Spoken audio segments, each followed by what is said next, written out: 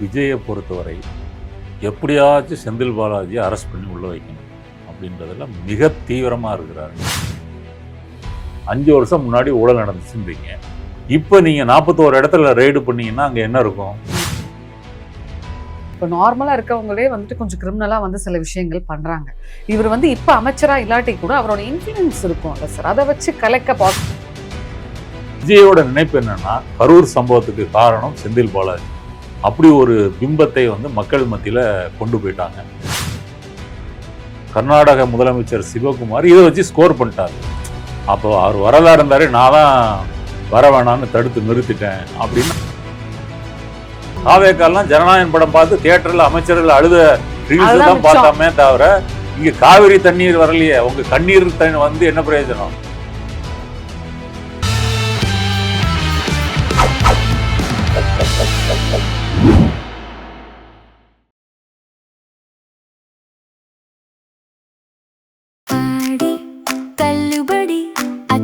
பேரும் அல்லம்படி 6 முதல் 60% வரை ஆடி தள்ளுபடியுடன் Super Saravana Stores, Chennai, Madurai, Kovai.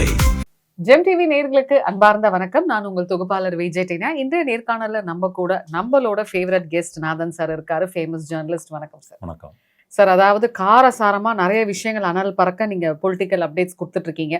So அந்த வகையில் இந்த டாஸ்மாக் இஷ்யூ சம்மந்தப்பட்டு இந்த செந்தில் பாலாஜி சார் அரெஸ்ட் ஆவார் அப்படின்னு சொன்னாங்க. பட் ஆனால் அதுக்கு இப்போ சுப்ரீம் கோர்ட் தடை விதிச்சிருக்கு. இது எப்படி சார் பார்க்குறீங்க?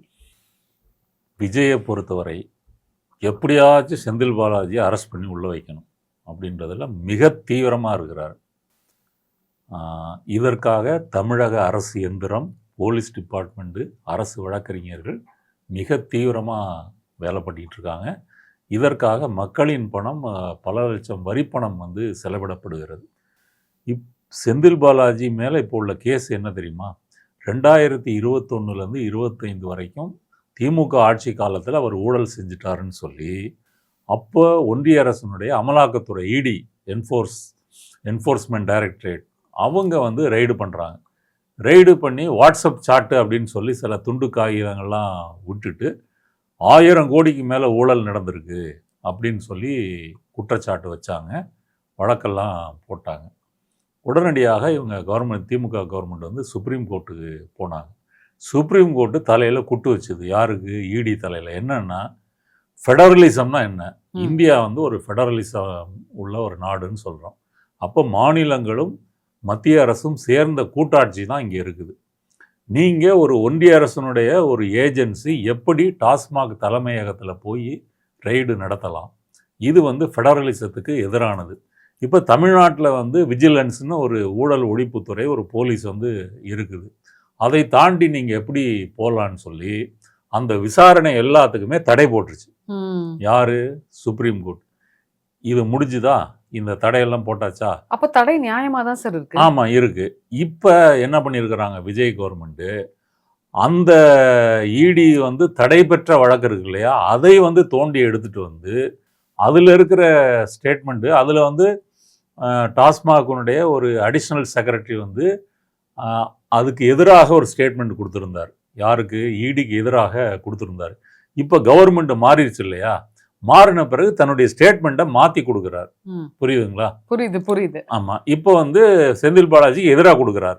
ஆட்சி மாறினதுனால அப்படி கொடுக்க வைக்கப்பட்டிருக்கிறார். இந்த பிரமாண பத்திரத்தை வைத்து கொண்டு தான் இன்னைக்கு 41 இடங்களில் ரெய்டு பண்ணாங்க. நீங்கள் யோசிச்சு பாருங்க, 5 வருஷம் முன்னாடி ஊழல் நடந்துச்சுன்றீங்க. இப்போ நீங்கள் 41 இடத்துல ரெய்டு பண்ணீங்கன்னா அங்கே என்ன இருக்கும்? ஒன்றும் கிடையாது. வீட்டுக்கு போனீங்கன்னா பண்டம் பாத்திரங்கள், சோஃபா, டிவி, ஏசி, இதை தவிர வேற என்ன இருக்க போகுது? ஒன்றும் இல்லை. இவங்க ரெய்டு பண்ணி ஏதாவது கைப்பற்றினதாக காமிச்சாங்களா? அப்படியும் ஒன்றும் சொல்லலை. சரி, இப்போ இதை வைத்து கொண்டு செந்தில் பாலாஜியை கைது பண்ணலாம் அப்படின்னு முயற்சி பண்ணுறாங்க. செந்தில் பாலாஜி ஹைகோர்ட்டு போகிறாரு.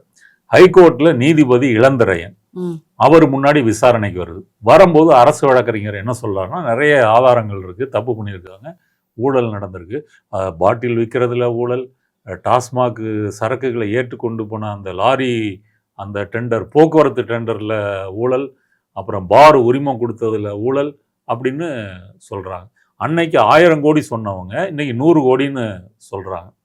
நீதிபதி இளந்திரையன் என்ன சொல்கிறாருன்னா, இவர் ஊழல் செய்வதற்கான முகாந்திரம் இருக்கிறது அப்படின்னு சொல்லி செந்தில் பாலாஜிக்கு முன்பிணை மறுத்துட்டார், முன்ஜாமீன் மறுத்துட்டார். அதற்கு அடுத்தது செந்தில் பாலாஜி திமுக தரப்பு வந்து சுப்ரீம் கோர்ட் போகிறாங்க. சுப்ரீம் கோர்ட்டில் வந்து நீதிபதியுடைய கேள்வி என்ன அப்படின்னு சொன்னால், நீங்கள் வச்சிருக்கிற எவிடன்ஸ் எல்லாமே டாக்குமெண்டல் எவிடன்ஸ், இதை வைத்துக்கொண்டு அவரை கைது செய்ய வேண்டிய அவசியம் என்ன? இது கைது செய்கிற அளவுக்கு இது வந்து சாலிடான எவிடன்ஸ் வந்து இல்லை. அவர் விசாரணைக்கு ஒத்துழைக்கிறாரு. உடனே அரசு தரப்பு வழக்கறிஞர் என்ன சொல்கிறாரு, தமிழக அரசினுடைய வழக்கறிஞர், இல்லை அவர் ஒரு காலத்தில் மந்திரியாக இருந்தார், அதை வச்சு சாட்சிகளை கலைத்து விடுவார் அப்படிலாம் வந்து சொன்னாங்க. உடனே நீதிபதி என்ன கேட்குறாரு, தலைமை நீதிபதி சூரியகாந்த், இப்போ அவர் அமைச்சர் இல்லைல்ல, இப்போ அவர் நீங்கள் தானே கவர்மெண்ட்டு, நீங்கள் அவர் அமைச்சர் இல்லையே, அவர் எந்த சாட்சியை கலைக்க முடியும்? ஆனால் ஒரு சின்ன சந்தேகம் சார், இப்போ நார்மலாக இருக்கவங்களே வந்துட்டு கொஞ்சம் கிரிமினலாக வந்து சில விஷயங்கள் பண்ணுறாங்க. இவர் வந்து இப்போ அமைச்சராக இல்லாட்டி கூட அவரோட இன்ஃப்ளூயன்ஸ் இருக்கும்ல சார், அதை வச்சு கலைக்க பாசிபிலிட்டி. அவரை நீங்கள் கைது பண்ணுறதுக்காக விரட்டி டிவிக கவர்மெண்ட்டு, தாவேகா கவர்மெண்ட்டு முயற்சி பண்ணிகிட்டு இருக்கும்போது அவர் ஏங்க அவர் திருவல்லிக்கேணி போலீஸ் ஸ்டேஷனில் 2 கையெழுத்து போடுறாருங்க, காலையில் ஒன்று சாயங்காலம் ஒன்று. எதுக்குன்னு கேட்டிங்கன்னா, அந்த ஊத்தங்கரை இளையராஜா எம்எல்ஏ என்னை வந்து குதிரை பேரம் செய்து திமுக வாங்க முயற்சித்தார்கள் அப்படின்னு ஒரு தாவேக்கால ஒரு வழக்கு போட்டாங்க இல்லையா, அதுவே ஒரு டுபாக்கூர் வழக்கு, புனையப்பட்ட வழக்கு. அந்த வழக்கில் செந்தில் பாலாஜியை கைது செய்ய முடியலைன்னு சொல்லி தான் டாஸ்மார்க்குக்கு வந்திருக்காங்க. அந்த வழக்கை பொறுத்த வரைக்கும் ஒன்றும் எவிடன்ஸோ எதுவும் இல்லை, எல்லாமே இவங்க வந்து குக்கப் பண்ணது தான். இப்போ விஜய் வந்து கரூர் போனார் இல்லையா, போகிறதுக்கு முன்னாடி செந்தில் பாலாஜி உள்ள தூக்கி வைக்கணும். விஜயோட நினைப்பு என்னன்னா, கரூர் சம்பவத்துக்கு காரணம் செந்தில் பாலாஜி, அப்படி ஒரு பிம்பத்தை வந்து மக்கள் மத்தியில் கொண்டு போயிட்டாங்க. அப்போ திமுக தீய சக்தி, இதை எஸ்டாப்ளிஷ் பண்ணியாச்சு. அடுத்தது அதனுடைய வில்லன் வந்து செந்தில் பாலாஜி. செந்தில் பாலாஜியை கைது பண்ணிட்டா நாங்கள் ஊழலுக்கு எதிராக பெரிய நடவடிக்கை எடுத்துட்டோம், கரூர் துயர சம்பவத்துக்கு எதிராக ஒரு நடவடிக்கை எடுத்துட்டோம், இப்படி ஒரு நரேஷனை கொண்டு போகிறது மட்டும்தான் அவர்களுடைய நோக்கம். அப்போ ஊத்தங்கரை கேஸில் அரெஸ்ட் பண்ண முடியலைன்ற ஒரே காரணத்துக்காக டாஸ்மாகில் முயற்சி பண்ணுறாங்க, சுப்ரீம் கோர்ட்டுக்கு போகிறாங்க. அப்போ நீதிபதி கேட்குறாரு, இதில் வந்து எவிடன்ஸ் இல்லையே, இதை வைத்து ஏன் கைது செய்ய முடியாது அப்படின்னு சொல்கிறாரு. அவர் என்ன சொல்கிறாரு, தமிழக அரசு வழக்கறிஞர், இல்லை இப்போ தான் ஆரம்ப கட்ட ப்ரிலிமினரி என்கொயரி போயிட்டுருக்குது, இனிமேல் நாங்கள் கொண்டு வருவோம், அப்போ நீங்கள் கொண்டு வாங்க, அப்போ பார்த்துக்கலாம் அப்படின்னு சொல்லி 2 வாரம் அவரை நீங்கள் கைது பண்ணக்கூடாது அப்படின்னு சொல்லி தமிழக அரசு தலையில் குட்டியிருக்கிறாரு உச்சநீதிமன்ற நீதிபதி. இது அதே போல் உயர் நீதிமன்ற நீதிபதியினுடைய தீர்ப்புக்கும் ஒரு குட்டு தான். இவங்க முகாந்திரம் இருக்குன்னு சொன்னாங்க இல்லையா, அவர் இல்லை அப்படின்னு சொல்லியிருக்கார். இப்போ நம்மளுடைய கேள்வி, ஒரு அரசு மக்களுடைய வரிப்பணத்தை வைத்துக்கொண்டு விரட்டி செந்தில் பாலாஜியை இப்படி வேட்டையாட வேண்டிய அவசியம் என்ன? இவங்களை பொறுத்த வரைக்கும் இப்போ குதிரை பேரம் தமிழ்நாட்டில் எங்கே நடக்குது? அதிமுகலேருந்து 6 எம்எல்ஏக்கள் எங்கே வந்திருக்கிறாங்க? எல்லாம் இங்கே ஆளும் கட்சியில தான், தாவேக்காவுக்கு தான் வந்திருக்காங்க. அதில் விராலிமலை விஜயபாஸ்கர், கரூர் விஜயபாஸ்கர் 2 பேருமே ஊழல் பெருச்சாளிகள். குட்கா ஊழல், 100 கோடி ரூபாய்க்கு இடத்த ஆட்டையை போட்டாங்க, கனிம வள கொள்ளை, இப்படி ஏகப்பட்ட கேஸ் இருக்குது. இதில் சிபிஐ, இடி எல்லா கேஸுமே இருக்குது. இந்த 2 ஊழல் பெருச்சாளிகளை தாவேக்காவில் விஜய் வந்து எப்படி சேர்த்து கொண்டார்? இப்போ செந்தில் பாலாஜி மேலே நீங்கள் இப்படி சொல்கிறீங்க, ஊழல்னு சொல்கிறீங்க, ரைட்டு, சட்டப்படி செந்தில் பாலாஜி அதை எதிர்கொண்டுகிட்டு இருக்கிறாரு. இப்போ போன வாட்டி பிஜேபி கவர்மெண்ட்டு, இடி டிபார்ட்மெண்ட்டு அவரை கைது பண்ணி 1 வருஷம் உள்ள வச்சுருந்தாங்க, அப்போவும் ஒன்றும் கேஸ் நிற்கலையே. அப்படி இருக்கும்போது இவர்கள் இந்த 2 விஜயபாஸ்கர் ஊழல் செய்தவர்களை சேர்த்து கொண்டு தாங்கள் ஊழலுக்கு எதிராக ஒரு பெரிய ஒரு போரையே துவக்கி இருக்கிறோம் அப்படின்னு சொல்கிறது வந்து ஒரு பச்சை பொய். அதனால செந்தில் பாலாஜி விஷயத்தில் தொடர்ந்து விஜய் வந்து என்ன சொல்கிறது, ஒரு நோஸ்கட்டு வாங்கிட்டே இருக்கிறாரு. இப்போ உச்சநீதிமன்றம் அவர் முகத்தில் கரி பூசி இருக்கிறது. இதான எப்படி போய் முடியும் சார்? அவரோட இந்த வேட்டை வந்து சக்ஸஸ் ஆகும்னு நினைக்கிறீங்களா, இல்லை திருப்பி இந்த ஃபெயிலியர்லேயே போய் நிற்கும்னு நினைக்கிறீங்க? அடுத்து வேற என்ன கேஸ்ன்னு பார்ப்பாங்க. இப்போ உதாரணத்துக்கு மின்சாரத்துறை அமைச்சராகவும் செந்தில் பாலாஜி இருந்தார், அதில் டிரான்ஸ்ஃபார்மரை வந்து கொள்முதல் செஞ்சுருக்காங்க, அதில் ஊழல் அப்படின்னு சொல்லி ஒரு புகார் இருக்குது. இப்போ அதெல்லாம் ஏற்கனவே விளக்கம்லாம் சொல்லிட்டாங்க, பட் இருந்தாலும் கிளறுவாங்க. ஆனால் பிரச்சனை என்னென்னா, இப்போ இவ்வளோ தூரம் குட்டு வாங்கியாச்சு, ஊத்தங்கரை கேஸில் குட்டு, டாஸ்மாக் வழக்கிலையும் குட்டு வாங்கியாச்சு, இனிமேல் குட்டு வாங்கினா ரொம்ப அரெஸ்ட் பண்ண முடியலன்னா ரொம்ப அவமானமாயிரும், அதனால் கொஞ்சம் கவனமாக இருப்பாங்க. ஏதோ ஆதாரம் உண்மையில் இருக்குதா இல்லையா அப்படின்ற முறையில் பண்ணுவாங்க. நான் சொல்ல வர்றது, ஒரு மொத்த ஸ்டேட் மிஷினரி டிபார்ட்மெண்ட்டு இது எல்லாமே இப்படி செயல்படுவதற்கு காரணம் என்ன? வேற ஒன்றுமே இல்லை. இது வந்து ஒரு ஹெட்லைன் மேனேஜ்மெண்ட். ஹெட்லைன் மேனேஜ்மெண்ட் அப்படின்னு சொன்னால், நம்ம ஆட்சியினுடைய குறைபாடுகள், நம்முடைய குதிரை பேரணி யோசிச்சு பாருங்க. மின்வெட்டு இன்னைக்கு வந்து ஸ்டாலின் ஒரு அறிக்கை வெளியிட்டிருக்கிறார். 3,70,000 மின் இணைப்புகள் வந்து மின்சார கட்டணம் வந்து அதிகமாக வந்திருக்கு. இப்போ 500 ரூபா கட்டினாங்கன்னா 3000 ரூபா அப்படி வந்திருக்கு. இப்படி புகார் போயிருக்குது. இது மின்சாரத்துறை அமைச்சர் நிர்மல்குமார் இதெல்லாம் வாட்ஸ்அப் வதந்தின்னு சொல்கிறாரு. நீங்கள் உங்களுக்கு தெரிஞ்சவங்க சுற்றி இருக்கிறவங்கள்ட்ட விசாரிச்சு பாருங்கள். இபி பில்லு எவ்வளோ வந்திருக்குன்னு கேட்டு பாருங்கள். அப்படி நானே பலர்கிட்ட கேட்டிருக்கிறேன். கேட்டு பார்த்ததுக்கு எல்லாரும் வந்து 3 மடங்கு 4 மடங்கு அதிகமாயிருக்கு. அப்போ இவ்வளவு குளறுபடிகளோட இந்த ஆட்சி நடக்குது. மின்வெட்டு நடக்குது. அடுத்தது தாவேகா நிர்வாகிகள் மீது பாலியல் குற்றச்சாட்டு. இப்போ ராணிப்பேட்டையிலேருந்து ஒரு எம்எல்ஏ என்னை வந்து ஆபாச படம் எடுத்து வைத்துக்கொண்டு என்னை வந்து அச்சுறுத்துகிறாருன்னு ஒரு பெண்ணு ஓப்பனாக யூடியூப் சேனல்லே வந்து பேட்டி கொடுக்குறாங்க இல்லையா? ஸ்ரீவைகுண்டம் எம்எல்ஏ சரவணன் அவருடைய உதவியாளர்கள் என்னை வந்து பாலியல் மயக்க மருந்து கொடுத்து வன்கொடுமை செஞ்சாங்கன்னு ஒரு பெண்ணு கேமரா முன்னாடி பேசுகிறாங்க. அந்த பெண்ணை தாவேகாலேருந்து நீக்கியிருக்கிறாங்க. இவங்க மேலே ஆக்ஷன் இல்லை. சேலத்தில் மணிகண்டன் அது வந்து இன்னும் அந்த பாலியல் கேஸ் இன்னும் பெரிய பிரச்சனை. கைது பண்ணி உள்ளே வச்சாங்க, திரும்ப வெளியே வந்தாங்க, திரும்ப கைது பண்ணியிருக்கிறாங்க. அப்போ இவங்க மேல எல்லாம் என்ன ஆக்ஷன் எடுத்திருக்கிறீங்க தாவேகா நிர்வாகிகள் மேலே? அப்போ தங்களுடைய தவறுகளை குற்றங்களை இதெல்லாம் மறைத்து விட்டு மக்கள் முன்னாடி இது வந்து நாங்கள் இப்படி ஒரு ஆக்ஷன் எடுத்திருக்கிறோம் அப்படின்னு அந்த ஹெட்லைன் மேனேஜ்மெண்ட் தான் செந்தில் பாலாஜி. சிஎம் விஜய் வந்துட்டு இப்போ கர்நாடகா போறதா இருந்தது. பட் அந்த ஊர் சிஎம் வந்து வர வேண்டாம் அப்படின்ற மாதிரி சொல்லியிருக்காரு. இது ஏன் சார்? அவர் முகத்தில் அடித்த மாதிரி வர வேணான்னு சொல்லிட்டார். நீங்கள் நல்லா யோசிச்சு பாருங்க. விஜயை பொறுத்த வரைக்கும் தேர்தல் பிரச்சாரத்துக்கு முன்னாடி தமிழ்நாட்டில் எங்கே போறாரு இருந்தாலும் எப்படி எதிர்பார்ப்பு இருந்தது. மக்கள் காலையிலேருந்து வருவாங்க, எதிர்பார்த்துருப்பாங்க, வழி எங்கும் மக்கள் வெள்ளம். அப்படி இருந்த விஜயை நீங்கள் இங்கே வராதிங்க, சட்டம் ஒழுங்கு சரியில்லை, நீங்கள் வந்தீங்கன்னா எதிர்ப்பு அதிகமாக இருக்குது அப்படி. இதுதான் விஜயனுடைய பிரபலம். இவ்வளோத்துக்கும் அவர் வந்து பேன் இண்டியா ஸ்டாரு. ஆனால் கர்நாடகாவில் அவர் இன்னைக்கு கால் எடுத்து வைக்க முடியலை. ஏன் அப்படின்னு சொன்னால், அங்கே கன்னட விவசாயிகள், கன்னட அமைப்புகள் எல்லாமே முதலமைச்சர் விஜய் இங்கே வந்துட்டாருன்னா மிகப்பெரிய போராட்டத்தை நடத்துவோம், ஏர்போர்ட்லேயே நடத்துவோம், அவர் வரவிட மாட்டோம் அப்படின்னு அவங்க பெரிய மைனஸாக இருக்கே சார். ஆமாம், கண்டிப்பாக மைனஸ் தான். இது அவங்க சொல்லிட்டாங்க. இப்போ சிவகுமார் வந்து கர்நாடக முதலமைச்சர் சிவகுமார் இதை வச்சு ஸ்கோர் பண்ணிட்டார். அப்போ அவர் வரதா இருந்தார், நான் தான் வர வேணான்னு தடுத்து நிறுத்திட்டேன் அப்படின்னு அவர் பொலிட்டிக்கல் மைலேஜ் அவர் எடுத்துட்டாரு. விஜய்க்கு இது ஒரு பெரிய மைனஸ் பாயிண்ட். இது பாயிண்ட் நம்பர் 1. அடுத்தது, இவர் எதற்காக கர்நாடகாவுக்கு போகணும்? அது ஒரு கேள்வி இருக்குது. நீங்கள் காவிரி நடுவர் மன்றம் தெளிவாகவே தீர்ப்பு கொடுத்தாச்சு. என்ன கொடுத்துருக்குறாங்க? சுப்ரீம் கோர்ட்டே தீர்ப்பு கொடுத்துருக்குது.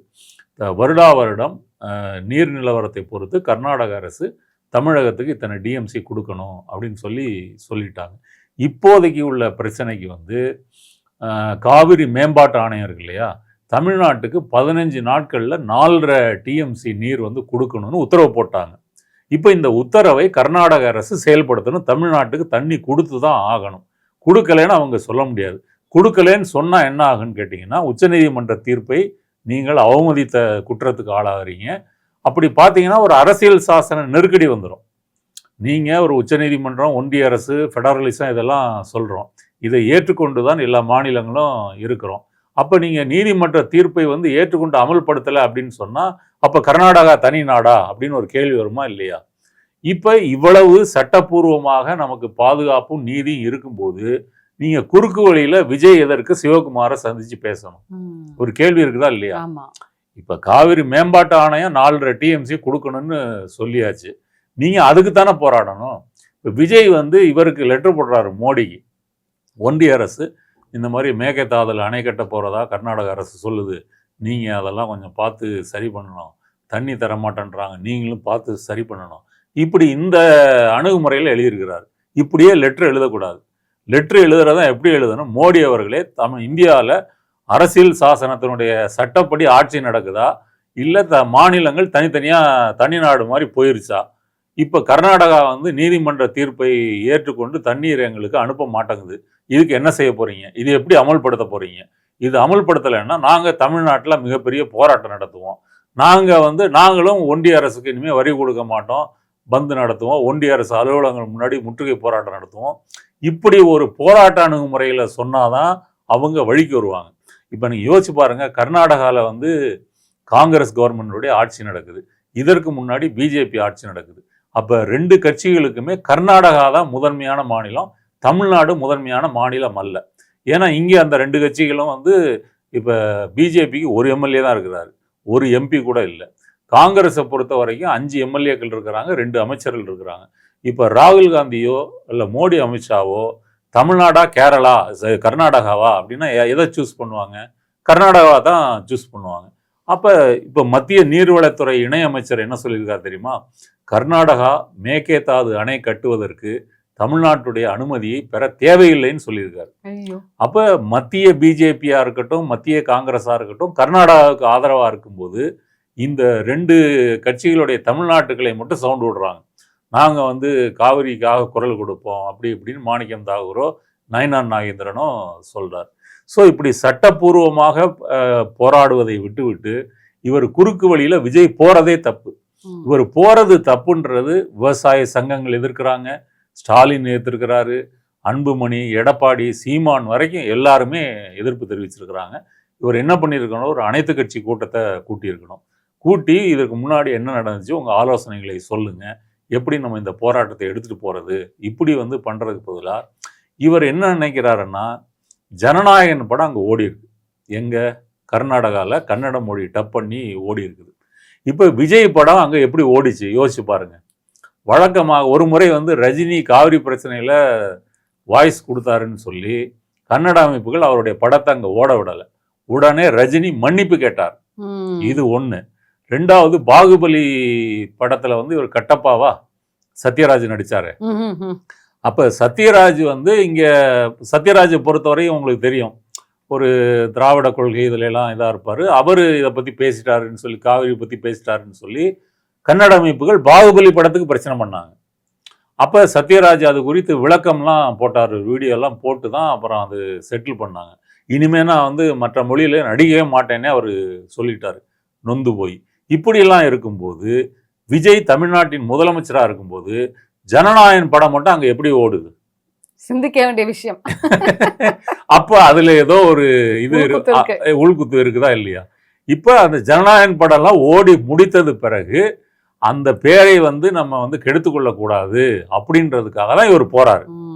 இவர் சிவகுமாரை எதிர்த்து கேள்வி கேட்கணும். ஐயா முதலமைச்சர் அவர்களே, நீங்க நீதிமன்ற உத்தரவை ஏற்று தாங்க, இல்லைன்னா நாங்கள் நீதிமன்றத்துக்கு போவோம். தமிழ்நாட்டில் ஏங்க இப்போ கர்நாடகா ஃபுல்லாக போராட்டம் நடக்குதுங்க. மாண்டியாவில் தொடங்கி பெங்களூர் வரைக்கும் விவசாயிகள், கன்னட அமைப்புகள் போராட்டம் பண்ணிட்டு இருக்காங்க. தமிழ்நாட்டில் விவசாயிகள் தான் போராடுறாங்க. இப்போ திமுக தஞ்சாவூரில் போராட்டம் அறிவிச்சிருக்குது. தாவேகா என்ன பண்ணிட்டு இருக்குது?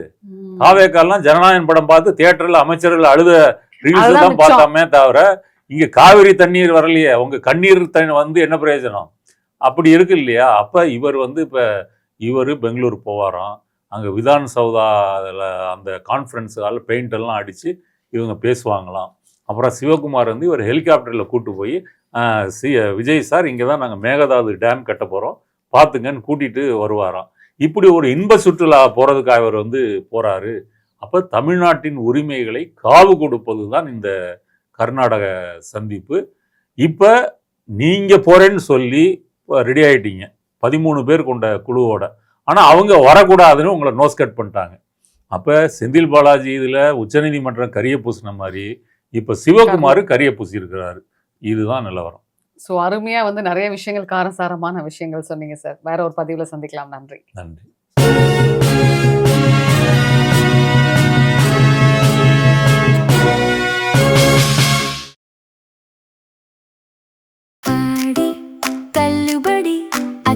பேரும் அல்லம்படி 6 முதல் 60% வரை ஆடி தள்ளுபடியுடன் சூப்பர் சரவணா ஸ்டோர்ஸ், சென்னை, மதுரை, கோவை.